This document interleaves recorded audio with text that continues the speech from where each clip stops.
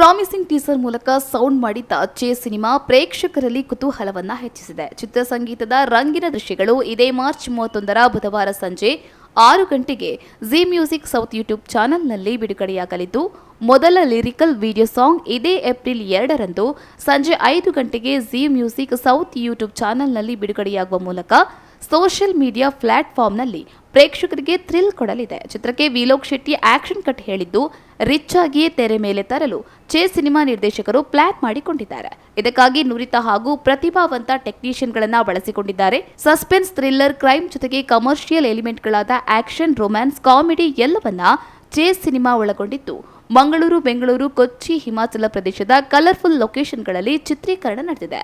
ಮನೋಹರ್ ಸುವರ್ಣ, ಪ್ರದೀಪ್ ಶೆಟ್ಟಿ, ಪ್ರಶಾಂತ್ ಶೆಟ್ಟಿ ಚೇ ಸಿನಿಮಾಕ್ಕೆ ಬಂಡವಾಳ ಹಾಕಿದ್ದು, ಶಿವಶೆಟ್ಟಿ ಕಾರ್ಯಕಾರಿ ನಿರ್ಮಾಪಕರಾಗಿರುವ ಚೇ ಸಿನಿಮಾದಲ್ಲಿ ರಂಗಿತರಂಗ ಖ್ಯಾತಿಯ ರಾಧಿಕಾ ನಾರಾಯಣ್, ಅವಿನಾಶ್ ನರಸಿಂಹರಾಜು, ಸುಶಾಂತ್ ಪೂಜಾರಿ, ಶೀತಲ್ ಶೆಟ್ಟಿ, ರಹಮಾನ್ ಹಾಸನ್, ರಾಜೇಶ್ ನಟರಂಗ, ಪ್ರಮೋದ್ ಶೆಟ್ಟಿ, ಅರವಿಂದ್ ರಾವ್, ಶ್ವೇತಾ ಸಂಜೀವುಲು, ವೀಣಾ ಸುಂದರ್, ಉಷಾ ಭಂಡಾರಿ, ಅರವಿಂದ್ ಬೋಳ ತಾರಾ ಬಳಗದಲ್ಲಿದ್ದಾರೆ.